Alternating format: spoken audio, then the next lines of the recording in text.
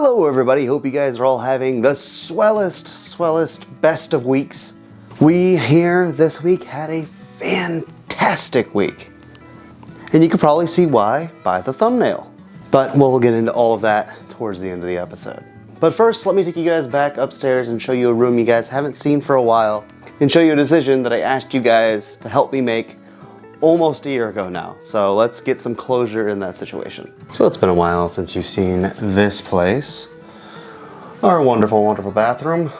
Our wonderful sink, which as you can see doubles as our dishwashing, everything. This is our only sink, so let's do all the things.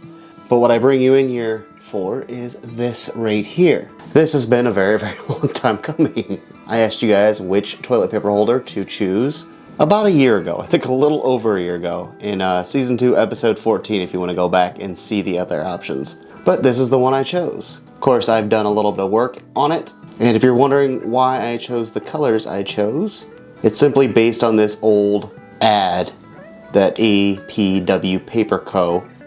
had taken out quite a while back. Not exactly sure of the date of this ad, but I would say probably about 1895 to 1905, somewhere in there. And from the way they colored it in the ad, that's why I chose these colors. Quick little interesting fact about this company. Supposedly they invented the rolled perforated toilet paper. So, and yes, I do understand this is on backwards, but it just is the way it is at the moment. So there you go.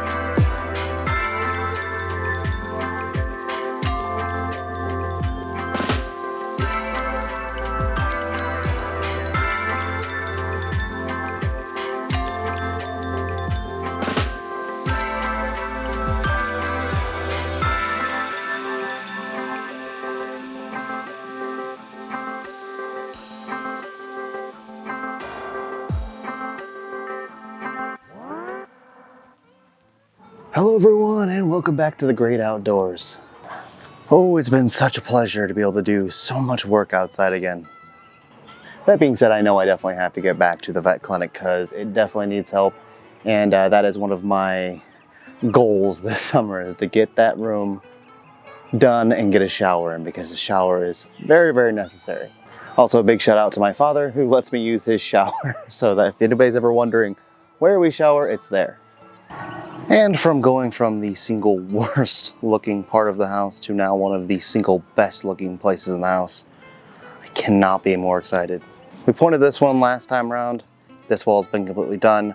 I completely took all of the paint off of this guy here and painted this guy here. So quite a bit of work done here. First, let's get to the painting. So actually I took the paint off of this completely. So it had some black enamel on it before. And I used what's called a needle scaler to actually take all of the paint off. So took it back down to bare metal, took off all the rust, primed it, which is where you guys saw the time-lapse cut in, and then painted this whole beauty right here. And we're in pretty good shape. Now, the reason I did this before I went ahead and pointed this is because this actually extends into there, and I certainly don't want to be using a tool that vibrates quite a lot while that's in the new and fresh mortar. So I had to get this done to get this done. Also cleaned up one of these tie-back diamonds on the building. I'll be discussing hopefully later sometime this week exactly what these are. They are a really cool structural element that you'll find on many a brick home, especially here in St. Louis. Of course, the diamonds are somewhat rare. Usually they are stars that look quite a bit like this. The stars themselves are actually extremely, I would say, ubiquitous here in St. Louis. Like almost every brick building I know of has them, including every house that's around me. I don't know of any of them in my neighborhood that don't have stars. I just, for whatever reason, have diamonds. And not just one shape of diamonds, but 3 distinct ones. There's also this type. And if we look up here on the bay on the side of the house, there's these diamonds with squares around them. Why there are 3 different types, I'm not exactly sure. I do have to say, after I did paint this guy though, I did think maybe it would be too much because the contrast of the, obviously extremely black enamel against the red, whereas before they stuck out a lot less because they were more of a rust brown, rust red, rust orange, which actually blended very well with the brick. So I got to thinking, were these things actually painted originally? And then I went over behind my bandsaw over here at the front of the house and noticed that little bit of paint right here, which is exactly what I've been using, which is just black enamel. So yes, these were painted back in the day, or at least they were painted at some point. And again, they are metal elements out in the elements, so you definitely don't want them rusting away. So it makes sense that you would put a protective coating, such as the enamel I'm using. So yeah, quite happy with the results. And you will have to forgive me for this area being a little disheveled at the moment. I definitely do need to do some cleaning out here, but I just finished this last night, so I haven't had a second to really tidy up because I've been using most of my time for the thing you saw on the thumbnail. So I did have a bit of a rough time getting the cement off of this. It did take about a day and a half. I used a thing called a needle scaler, same machine I used on the railing to take the paint off of it. And it did a pretty good job, I have to say, but it does leave the stone with more of these white marks where it kind of, well, chipped away at the stone slightly. Again, concrete being harder than the stone, it's going to impact the stone harder than it will the concrete, but it did take the concrete off. And once you step back, you can't really tell anyways. And again, this was the lesser area of the house and they didn't care as much about these materials. In fact, if we have a look at this stone right here, we can see 2 drill marks for when they were actually quarrying the stone. Now, if this were a very prominent stone in a building, they would have never left these drill marks exposed. But it's looking much better than that cement stuff that was on here. And of course, the biggest factor is we have a house that now breathes again, which is so important, as you guys know. So 2 walls inside and out now, 100% complete, which is more than I can say about basically any other area of the house except for maybe the bathroom. So before we get back into the next project, I did want to show you guys a few things that I've acquired. Don't mind the gates so much, but these 2 pillars right here are for a fence. So fence posts, if you will. And I got a really good deal on these 2, which are absolutely beautiful. I cannot wait to take all the paint off of these 2 and clean them back up. Also in this lot, I got a big group of fencing. There are 2 different types of fencing in here. All of it, but one of them is this type here, which is pretty nice up top. But if you see the bottom, there used to be this really pretty iron motif that ran along the bottoms, most of which has been, of course, destroyed or broken. But I suppose if I wanted to bring that back, I could have it cast, sent off somewhere and cast. But not terribly concerned about it because obviously I have a lot more of that type of fencing than I do this. I think I only have like about 6 pieces of this, and I have like probably 15 or 16 pieces of that stuff. So that's definitely the stuff I'll be going with. I also got 1 piece of this type where the spearheads are really huge, especially compared to the other 2 types that I have. But again, some really pretty stuff going on here, some nice little details. What any of this will end up being, I'm not sure. Honestly, I didn't buy this lot that I bought because of the fencing. I bought it because of the posts and what we're gonna go see right now. Now this set right here is exactly why I bought this lot. Now the fence posts, I've been needing those too because the ones I have are a bit smaller. And I definitely want some beefier ones for the gate openings. What is all this random ironwork? Well, this is what's called cresting. Now, where does this go and what does that have to do with my house? As some of you guys might know from the original floor of the house, up here on the tower used to be some rather beautiful cresting, which is the old Victorian ironwork that used to go at the top of the tower. And that is exactly what this is. Now, this isn't exactly what was up on top of my roof back in the day. However, it's pretty close. I do think it's a bit smaller. And obviously there are some slight issues, slight bits of damage that I'll have to correct if I want to use this stuff. But it is really pretty. And even if I end up using this on something like the garage out back or something like that, with just some small replacement parts, it was well worth it. This stuff is pretty hard to come by. This one here even has an extended little fleur-de-lis that goes up top, just like my place would have. Of course, there's only one of them, so that's kind of a problem, so I'd have to remake that piece. But still really cool to see something that was on, I guarantee you, a gorgeous house. And something that has to be replaced on mine eventually. Now, let's get back up high because I finally got that lift working. Special shout out to Jeff who had the controller, the basket controller for the lift, which was actually the problem. So let's get back up there. I've been waiting for this for a while and I've had it working for 2 days now. I'm so excited. So let's get at it.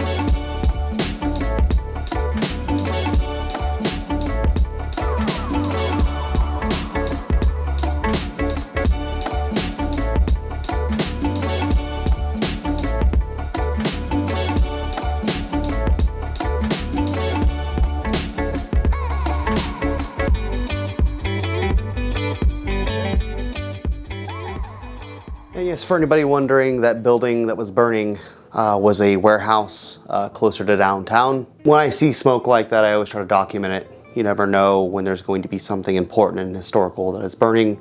In this case, it was still an antique warehouse, but nothing of super high provenance. It still is always sad to see an old, brick building burn in this city because we've lost so many. So this is the lift control right here, or the basket lift control, because there's two controllers, one here, one on the main body opposite of that area right there. But this is the one that was having what we thought was a microchip issue. Now, my fellow St. Louis YouTuber, Jeff Geerling, had a good whack at it and actually somehow solved the issue. It still is a little bit finicky. There seems one of the connectors isn't great anymore, and so therefore sometimes it loses connection, but it works, and it works better than it ever has. So I'm able to get into places I haven't been able to get to for a long time. And therefore I can continue the single worst task on the house, which is getting all of this awful paint off the front of my place. And yes, mid-process, it does not look good. I hate the way the house looks with all of this residual crap.